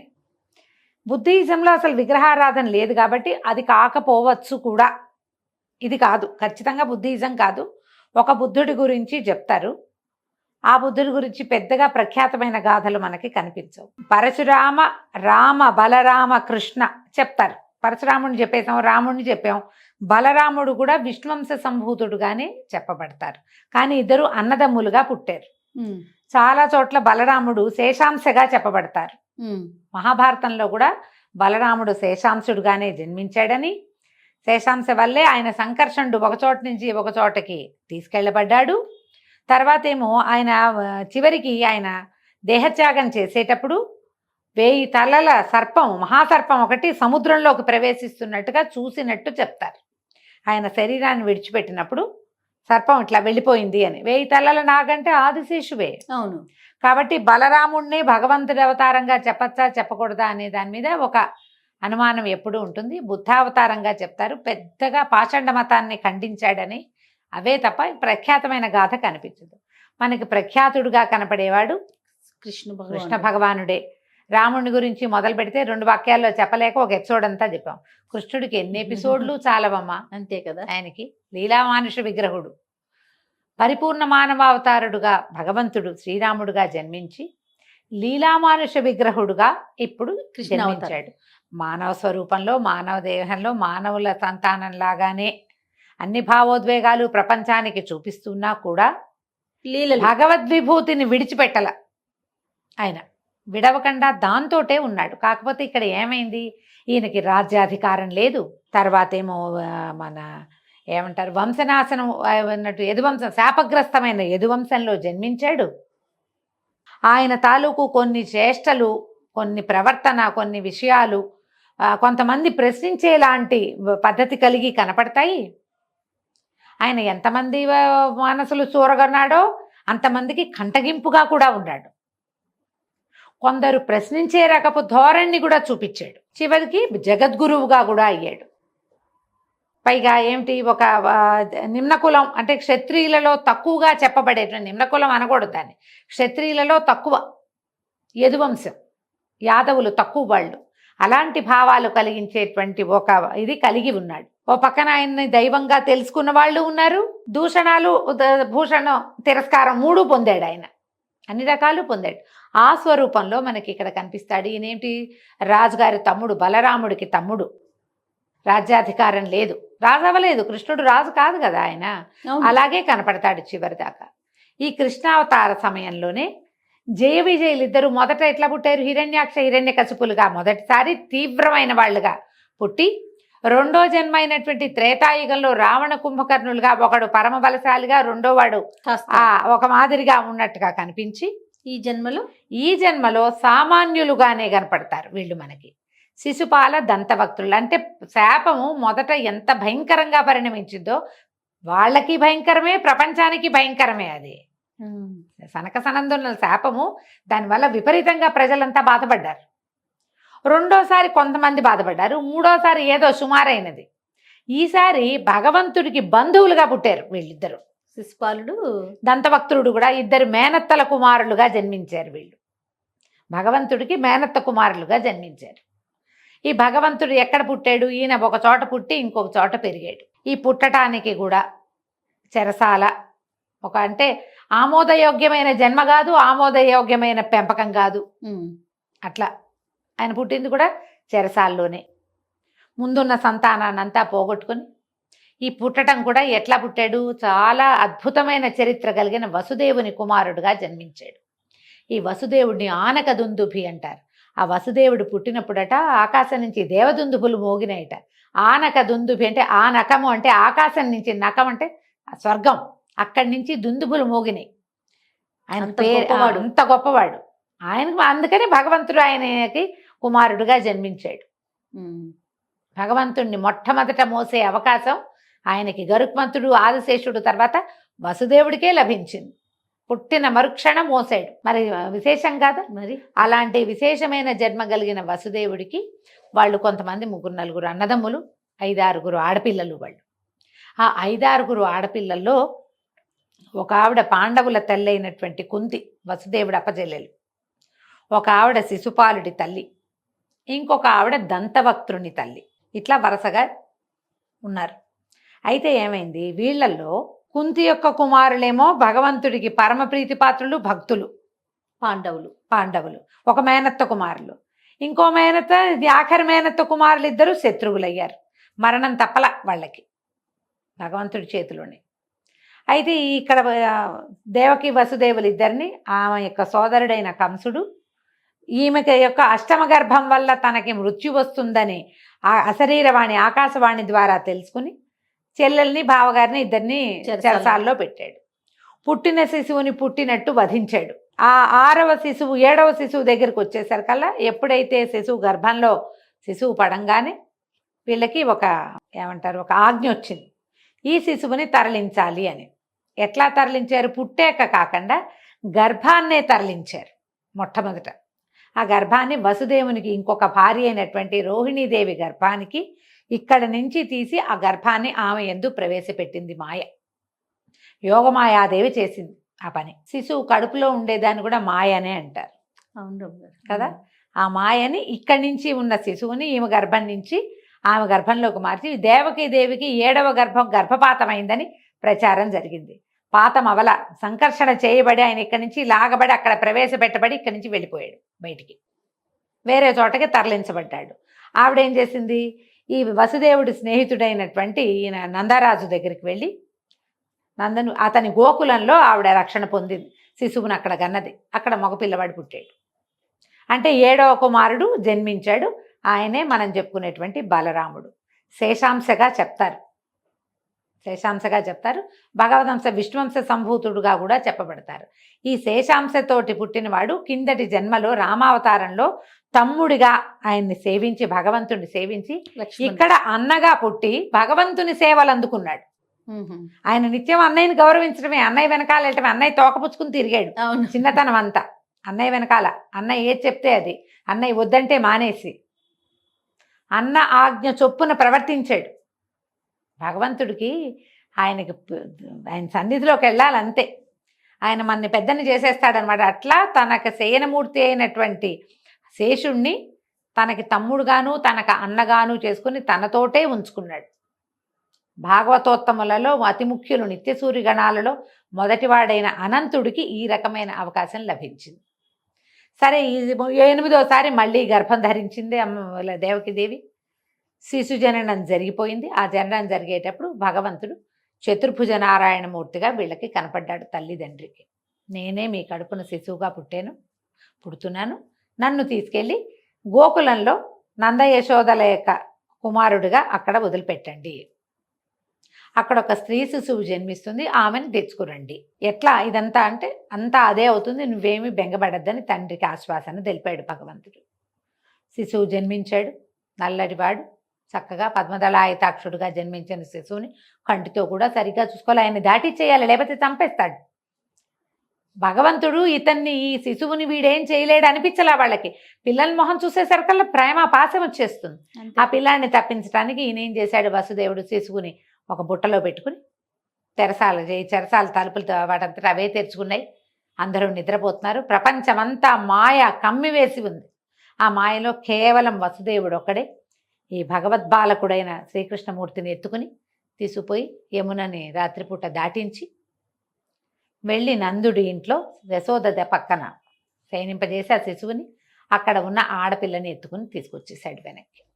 తీసుకొస్తే అక్కడ ఎవరు పుట్టారు, ఏ యోగమాయ అయితే మొదట 7వ గర్భాన్ని తీసి రోహిణి గర్భంలో ప్రవేశపెట్టిందో ఆ మాయే ఇక్కడ స్త్రీ శిశువుగా జన్మించి ఉంది. ఆ యోగమాయని తీసుకొచ్చారు. ఇంటి లోపలికి రాగానే కేవ్వుమని ఏడ్చింది పిల్లని. ఒక నిమిషం చూడనివ్వలా, అమ్మా నాన్నని చూడనివ్వలేదు ఆమె, ఏడ్చింది. వెంటనే ఇది జరిగిపోవాలి. ఈ పిల్లని చూసుకుని వీళ్ళు సంతోషపడే లోపల హుటాహుటిన పరిగెత్తుకుంటూ వచ్చేసాడు కంసుడు. వచ్చాకేమింది, ఇది ఆడపిల్ల, మగపిల్లాడైతే నిన్ను చంపేవాడు, ఆడపిల్ల నిన్నేం చేస్తుంది అని చెల్లెలు బతిమలాడినా దీన్ని సంహరించాల్సిందే, అష్టమ గర్భమే నాకు శత్రువని ఆ గర్భస్థ శిశువుని గాల్లోకి విసిరాడు. ఆయన నేలకేసి కొడదాం అనుకున్నాడు, ఎత్తి విసిరాడు. విసిరితే ఏమైంది, విసిరంగానే ఆవిడ మహాశక్తిగా పరిణమించి అక్కడ కనపడింది. 8 చేతులతోటి ఆయుధాలు ధరించి ఆమె యోగమాయా స్వరూపం ప్రత్యక్షమైంది, దుర్గా.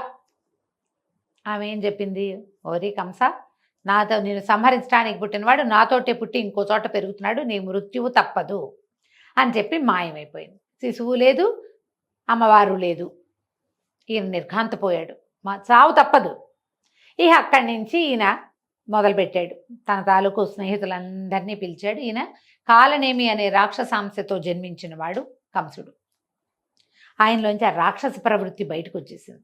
తను తప్ప ఇంకొకడు లేదు, వాడెవరిని బతకనివ్వకూడదు. ఎప్పటి నుంచో తనకు అనుచరులుగా ఉన్న రాక్షసులందరినీ దారిలోకి దింపాడు. ఎక్కడ ఇప్పుడే పుట్టిన శిశువు ఉందో ఆ శిశువుని చంపండి, వీళ్ళని చెరసాల్లోంచి బయటపడేలా కుమారుడిని తప్పించారని తెలిసిపోయింది కదా. ఇక అక్క చెల్లెల్ని బావగారిని బయటికి రానివల్ల వాళ్ళు చెరసాల్లోనే ఉన్నారు. ఈయన రాక్షసుల్ని ఊళ్ళ మీదకి పంపకం చేశాడు. వెతుకుంటూ ఇక ఎక్కడ ఉన్నాడు ఇలాంటి ఒక శిశువు అని వెతుకుతూ ఒక్కొక్కళ్ళు ఒక్కొక్క చోటకు వెళ్ళి చంటి పిల్లల్ని చంపేశారు కొంతమంది. అలాగే పూతనని, ఇంకోడని, తృణావర్తుడని, శకటాసురుడని, ధేనుకాసురుడని, బకాసురుడని ఎంతమందో రాక్షసులు. క్రమంగా వాళ్ళకి తెలిసింది ఈ గోకులంలో ఉన్నవాడే వీడు కంసాంతకుడు అని. ఇతనే. క్రమంగా ఏం చేశారు, ఇక ఇక్కడికి రావడం మొదలుపెట్టారు. ఈ వచ్చిన వాళ్ళని వచ్చినట్టు పొట్టన పెట్టుకున్నాడు స్వామి. ఎవరు వస్తే వాళ్ళని చంపేయటమే.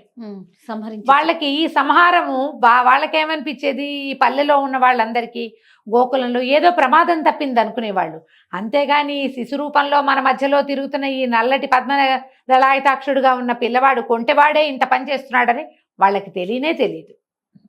పిచ్చి అల్లరి చేసేవాడు, హైపర్ యాక్టివ్, అమిత అల్లరి చేసి వీళ్ళకి ఏంటంటే ఎప్పటికీ మర్చిపోలేని జ్ఞాపకాలుగా ఉండేలాగా తనని చూపించుకున్నాడు వాళ్ళకి.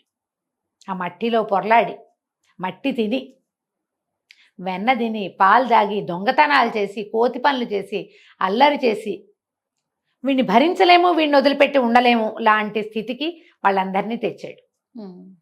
పిల్లని భరించలేరు, కానీ ఆ పిల్లవాళ్ళైతే క్షణం బతకలేరు. వీళ్ళు ఉంటారుగా పిల్లలు అట్లా. ఆ ఒక పిల్లవాడు ఒక్కింట్లో ఉంటాడు, అక్కడ ఉన్న 100 ఇళ్లలో అతను అట్లా ఉన్నాడు. ఒక్కొక్కరు క్రమంగా అతనిలోని ఉన్న దివ్యత్వాన్ని వాళ్ళు చూడడం మొదలుపెట్టారు. ఈ గోవర్ధనోద్ధరణమని, కాళీవర్ధనమని, ఇవన్నీ విశేషమైన క్రియలుగా ఉన్నా కూడా కృష్ణుణ్ణి వాళ్ళు తమలో ఒకడిగానే చూశారు. ఆయన్ని అతిమానుష శిశువుగా తెలుసుకునేవాళ్ళు,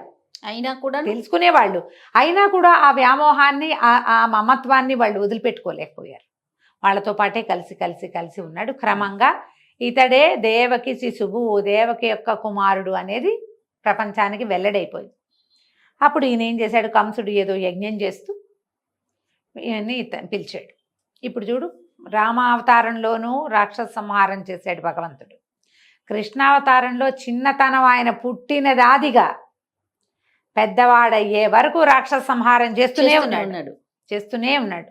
ఒక దశకు వచ్చాక మానేశాడు, అయిపోయింది, అక్కడికి ఆపాడు. ఆపాక ఇక రాక్షసులు అయిపోయారు, ఇక మానవ సంహారంలోకి దిగాడు.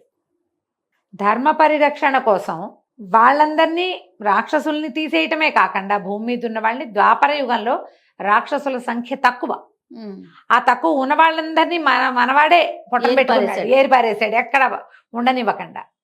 వీళ్ళ అంశలతో జన్మించిన వాళ్ళని కూడా పట్టుకున్నాడు. కాలనేమి అంశతో పుట్టిన కంసుణ్ణి సంహరించాడు.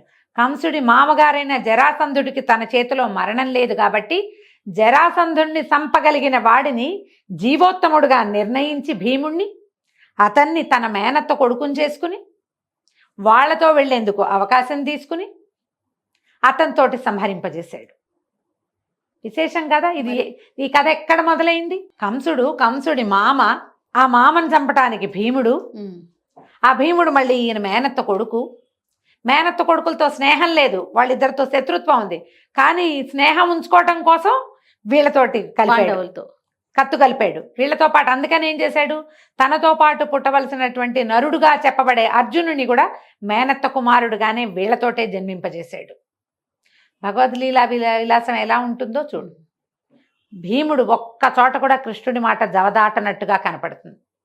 అర్జునుడైనా ఒక చోట 2 చోట్ల కృష్ణుడికి వ్యతిరేకించాడు. భీముడు ఎక్కడ ఆయన చెప్పింది చెప్పినట్టు చేశాడు. ఆయన ఏం చెప్తే అది చేశాడు. 2 సార్లు కృష్ణుడే భీముడిని డైరెక్ట్ చేశాడు సంహారం విషయంలో. ఈ జరాసంధుణ్ణి సంహరించేటప్పుడు జరాసంధుణ్ణి ఇట్లా చీల్చి పడేసేవాడట, మళ్ళీ అతుక్కునేది ఆయన శరీరం. అతని పుటకట్లాంటిది 2 భాగాలుగా. ఒక మామిడి పండుని జరాసంధుడి తండ్రికి ఒక ఋషి ఇస్తే ఆయన 2 భాగాలు చేసి 2 భార్యలకి ఇచ్చాడట సంతానం కోసం. 2 ముక్కలుగా పుట్టిందిట శిశువు. ఆవిడకో ముక్క, ఈవిడకో ముక్క. ఆ 2 ముక్కల్ని ప్రాణం లేదని పారేశారట, బయట విసర్జించారు మరుభూమిలో. అట్నుంచి వెళ్తున్న జర అనే ఒక రాక్షసి 2 ముక్కలుగా ఉన్న శిశువుని కలిపిందట. కలపంగానే జీవం వచ్చింది. అందుకని జర చేత సంధింపబడిన వాడు జరాసంధుడు. రాక్షసి వల్ల జీవనాన్ని పొందాడు అతను. అతను కూడా భగవంతుడికి వ్యతిరేకిగానే ఉన్నాడు. ఇతనితోటే స్నేహం చేశాడు శిశుపాలుడు. జరాసంధుడు శిశుపాలుడు స్నేహితులు. ఈ జరాసంధుడిని ముక్కలు చేసి పక్కన పడేస్తుంటే కృష్ణుడు ఏం చేశాడట, ఒక తృణాన్ని, దీన్ని గడ్డిపరకని చీల్చి ఇట్లా వేసి చూపించాడు ఆపోజిట్గా. అప్పుడు ఈ 2 ముక్కలుగా చీల్చబడిన జరాసంధుడిని అటు ఇటు వేసేసరికి మరణించాడు. ఇది ఒకటి. మళ్ళా దుర్యోధనోపాలంభం జరిగినప్పుడు ఒక దశలో భీముడే తగ్గి దుర్యోధనుడే పెరిగినట్టుగా కూడా కనపడింది. అప్పుడు కృష్ణుడే తొడని చూపించాడని చెప్తారు ఒక కథనం. దుర్యోధనుడిని జయించాలంటే తొడ మీద కొట్టాలి. నిజానికి అది యుద్ధనీతి కాదు, చాలా తప్పు. నడువుకి కింద భాగంలో కొట్టకూడదు. కానీ ఒక అధర్మపరుడైన వాడిని జయించడం, భూమి మీద నుంచి తీసేయటానికి భగవంతుడు కూడా ఈ మార్గాన్ని అనుసరించాడు. అది చూపిస్తారు. ఈ 2 సార్లు భీముడు కృష్ణుడు చెప్పినట్టు చేశాడు. భీముడిదే తప్పు లేదు, భగవంతుడు చూపించిన మార్గాన్ని అనుసరించాడు అంతే.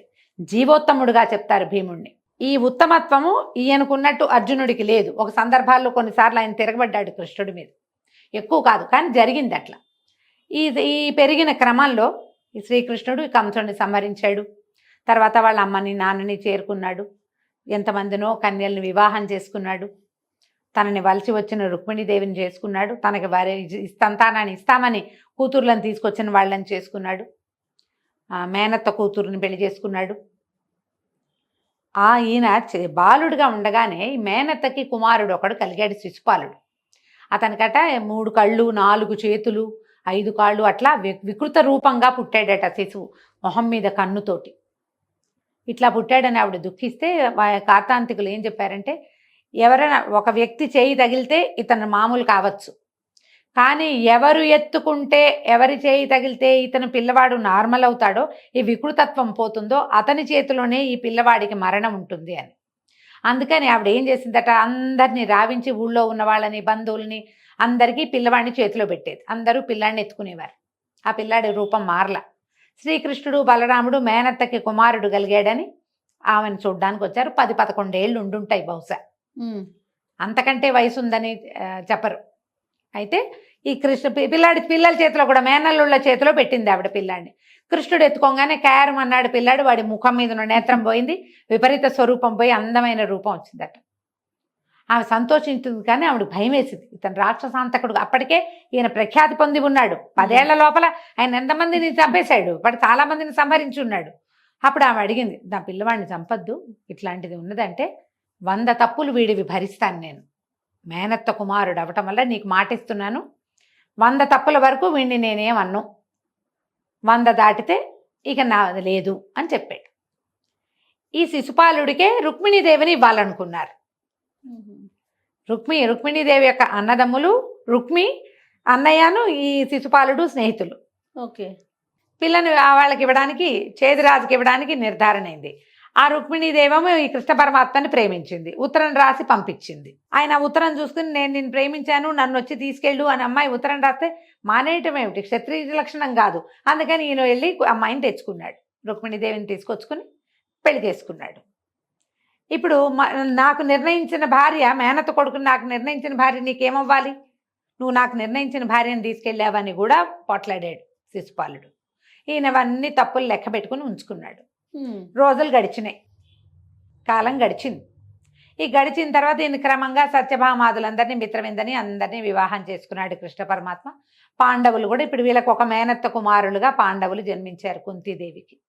వాళ్ళతోటి మంచి ప్రగాఢమైన మైత్రి కుదిరింది కృష్ణుడికి.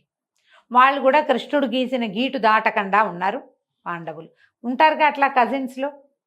అయితే అదే సమయంలో ద్రుపదరాజు కుమార్తెగా జన్మించింది ద్రౌపదీదేవి. ఎంత కథ నడిచిందో చూడు. ఈయన అన్నిటికీ సాక్షిభూతుడుగానే ఉన్నాడు భగవంతుడు.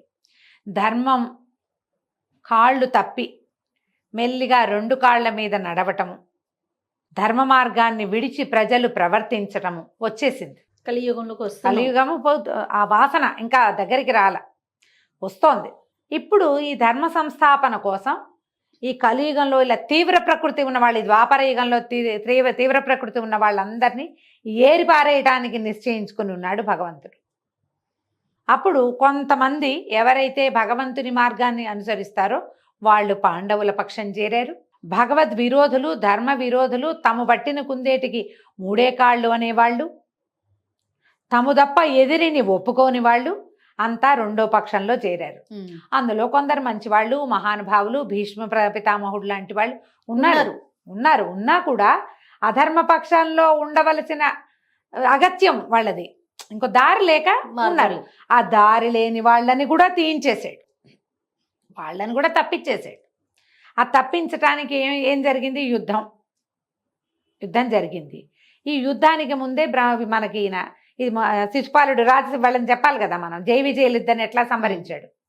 అయితే దీనికి ముందు ఈ యుద్ధానికి చాలా ముందే ధర్మరాజు రాజసూయ యాగం చేశాడు. ఈయన ధృతరాష్ట్రుడు కొంత భాగాన్ని, రాజ్యభాగాన్ని ఇచ్చి ఇంద్రప్రస్థానికి వెళ్ళి ఏలుకోమంటే దాన్ని అద్వితీయంగా ఏలుకొని చాలా విశేషమైన రాజపాలన చేసి రాజసూయ యాగం చేశారు. ఆ రాజసూయ యాగం అంతా అయిన తర్వాత రాజులు మొత్తం భూమండలాన్ని పాలించే రాజులందరూ వచ్చారట అక్కడికి. వస్తే అప్పుడు అగ్రపూజ్యులు ఎవరు, ఇప్పుడు ఇంత సభ చేసినప్పుడు ఒకరికి అగ్రపూజ్యత ఇవ్వాలి. ఇక్కడ అగ్రపూజ్యులు ఎవరంటే కృష్ణుడే అగ్రపూజ్యుడని పాండవులు నిర్ణయించుకున్నారు. అప్పుడు ఈ శిశుపాలుడు లేచి, కృష్ణుడికి ఎట్లా ఇస్తావు, ఇతనికి రాజ్యాధికారం లేదు, పైగా యాదవుడు, క్షత్రియులలో కూర్చోబెట్టడానికి పనికొచ్చేవాడు కాదు, శాపగ్రస్తమైన యదువంశంలో జన్మించాడు, ఈయన అట్లా చేశాడు ఇట్లా చేశాడు, ఈయన సరైన వాడు కాదని మాట్లాడాడు. ఈయన 100 లెక్కబెట్టి చివరికి చక్రాయుధాన్ని విడిచిపెట్టాడు. చక్రం వెళ్ళి శిశుపాలుని సంహరించింది. శిశుపాలుడిలోంచి అతని జీవజ్యోతి భగవంతుడిలో లీనమవటం అందరూ చూశారట. ఎందుకంటే ఆయన ద్వారపాలకుడు, ఆయన సేవించడానికే ఉన్నాడు. కానీ ముందు జన్మల్లో ఉన్న తీవ్రత ఇక్కడ మనకి కనపడదు. ఆయనతో పాటు జన్మించారు. దంతభక్తుడిని కూడా అలాగే ఈయన భగవంతుడిని తృణీకరిస్తే ఆయన్ని కూడా ఇలా సింపుల్ యుద్ధంలోనే దంతభక్తుడు కూడా సంహరించబడ్డాడు, ఇంకొక మేనత్త కుమారుడు. ఈ తర్వాత ఆ అగ్రపూజ్యత కృష్ణుడికే లభించింది. ఈ రాజసూయ యాగంలోనే ద్రౌపది ఏదో తమని అపహాస్యం చేసిందని అవమానపడి, పెద్దగా అంత జరగలేదంటారు, మహాభారతంలో అంతగా కనపడదు, ఏదో సందర్భాన్ని ఇట్లా, కానీ మయసభలో అవమానపడ్డాడు సుయోధనుడు. వీళ్ళు ఇంత సంపదతోటి ఎందుకున్నారు, వాళ్ళంత గ్రాండ్గా ఎందుకు ఉండాలి, నేను ఉండాలి ఈ ప్లేస్లోనని అతను ఎక్కువ అసూయకి లోనయ్యి మాయాద్యూతం నడిపి ఆ ద్యూతంలో పాండవులకి ఆడవల పాలు చేశాడు. తర్వాత అజ్ఞాతవాసం చేయించాడు. చివరికి వాళ్ళు సంధికి అడిగితే సంధికి ఒప్పుకోలేదు. కృష్ణుడు కూడా వెళ్ళాడుగా. శ్రీకృష్ణ రాయబారం చాలా విశేషమైన ఘట్టంగా కనబడుతుంది. వాళ్ళు ఒప్పుకోలేదు. చివరికి యుద్ధానికి దారితీశారు. ఆ యుద్ధానికి మోహరించినప్పుడు అర్జునుడు బెంగపెట్టుకున్నాడు. ఏమిటి ఇంతమంది, వీళ్ళంతా మా బంధువులు కదా, సొంత కుటుంబం, వీళ్ళందరినీ సంహరించి మాకు వచ్చే రాజ్యం ఎందుకని ఆయన దుఃఖపడితే, భగవంతుడు గురు రూపాన్ని దాల్చి జగద్గురువయ్యి ప్రపంచానికి ఒక విషయం తెలియజేశాడు. కేవలం కర్మల మీదే మానవులకి అధికారం ఉంది, దాని ఫలితం మీద ఎప్పుడూ ఉండదు. నువ్వు చేయవలసిన పని చేయాల్సిందే. నువ్వు చెయ్యి, నా మీద వదిలిపెట్టు, నువ్వు అన్నిటినీ వదిలిపెట్టి నన్ను శరణు పొందు, అప్పుడు నీకేం జరగాలో నేను అది జరిపిస్తాను. ఈ వివరాన్ని అర్జునుడికి బోధించి అతన్ని మళ్ళీ కర్తవ్యోన్ముఖుణ్ణి చేసి, నువ్వు చేయవలసింది యుద్ధం, ధర్మ సంస్థాపన కోసం యుద్ధం చేయవలసిందే అని బోధించి ఆ భగవద్గీతని మనకు కూడా అందించాడు. యుద్ధం జరిగింది. 2 పక్షాలు పోరాడాయి. ధర్మం గెలిచింది. చివరికి పాండవులు గెలిచారు. ఇక్కడ చనిపోయిన వాళ్ళందరికీ కూడా ఉత్తమ గతులు లభించాయని చెప్తారు. తర్వాత క్రమంగా కొన్ని సంవత్సరాల తర్వాత వాళ్ళ మనవడికి పట్టం కట్టి పాండవులు వెళ్ళిపోదాం అనుకున్నారు. అంతకుముందే భగవంతుడైన కృష్ణుడు కూడా స్వస్థానాన్ని చేరుకోవటానికి వెళ్ళిపోయాడు. ఆ వెళ్ళిపోయే ఘట్టం కూడా మహాభారతంలో చాలా ప్రత్యేకమైన, మౌసల పర్వం చాలా ప్రత్యేకమైనది. చెప్పాం కదా మనం మౌసల పర్వం. అవునండి. ఇంతకాలం ఉండి భూమి మీద రాక్షస సంహారం చేసి ధర్మ సంస్థాపన చేసి తన విశేషమైన భగవద్విభూతిని ప్రపంచం మీదకి వదిలిపెట్టి ఆ కృష్ణ లీలలు కానీ, తర్వాత విష్ణు సహస్రనామం కానీ, భగవద్గీతని కానీ తర్వాత కాలంలో రాబోయేటువంటి కలియుగ వాసులకి అప్పచెప్పి దీన్ని ఆసరాతోటి మీరు బతకండని మనకి చెప్పి వెళ్ళాడు కృష్ణుడు. దాని ఆసరాతోటే నడిచేటువంటి ఈ కలియుగంలో చివరికట పూర్తిగా అది మర్చిపోతారు జనం. ఇంకా మనం మర్చిపోవాలి. మనం బాగా రామాయణం చెప్పుకుంటున్నాం, భాగవతం చెప్పుకుంటాం, భారతం చెప్పుకుంటాం, భగవద్గీత పుస్తకాలు పుచ్చుకొని తిరుగుతున్నాం మనం. ఇది దీన్ని వదిలిపెట్టి ఇప్పుడే కొంత తగ్గింది. ఇంకా ఇంకా ఇంకా క్రమంగా దీన్ని పోగొట్టేసుకునే కాలం ఒకటి వచ్చినప్పుడు, పూర్తిగా అధర్మమే వచ్చినప్పుడు భగవంతుడు కల్కి స్వరూపంలో కనిపిస్తాడట. ఒక గుర్రం మీద వస్తాడని, శంబల అనే గ్రామంలో జన్మిస్తాడని, అప్పుడు ఈయన పూర్తిగా ఎవరైతే అధర్మపరులు ఉన్నారో వాళ్ళందరినీ సంహరించి, మ్లేచ్చులు అంటారు వీళ్ళని, అంటే దౌర్భాగ్యులుగా ఉన్న వాళ్ళందరినీ సంహరించి మళ్ళీ ధర్మ సంస్థాపన చేస్తాడని చెప్తారు.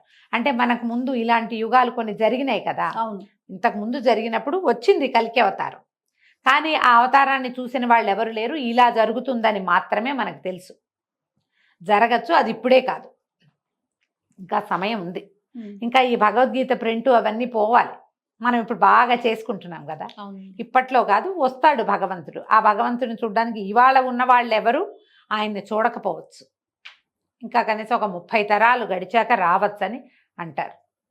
సో కల్కి అవతారము అనేది, కల్కి అనేది అవతార స్వరూపంగా చెప్తారు, కానీ మానవ మాతృడుగా అయితే ఆయన ఉండడు. మనుషుల్ని చూపించి వీళ్ళనే భగవంతుడు అనుకోమని అనడానికి వీల్లేదు. ఆయన ఇలా ఉంటాడని మనకి పూర్వగాథల్లో ఎక్కడా చెప్పబడలేదు. ఆయన గుర్రం మీద వస్తాడు, కత్తి పుచ్చుకుని రాక్షస సంహారం చేస్తాడు అని చెప్తారు. అధర్మపరులని సంహరిస్తాడని మాత్రమే చెప్పబడుతుంది. ఇంకా దానికి సమయం ఉంది బహుశా. దీంతో 10 అవతారాలు పూర్తి చేసేసుకున్నాం మనం. ఇన్నిసార్లు విన్నా కూడా రామకృష్ణ అవతారాలు రమ్మగారు చెప్పుకున్న కొద్దికి ఇంకా నేను చాలా సింపుల్ గా దబదబా పరిగెత్తేసాడు. అసలు ఎంత అద్భుతమో కదండి. చెప్పిన కొద్దికి బాగుంటుంది. రైట్ రామ్ గారు, నమస్తే. నమస్తే.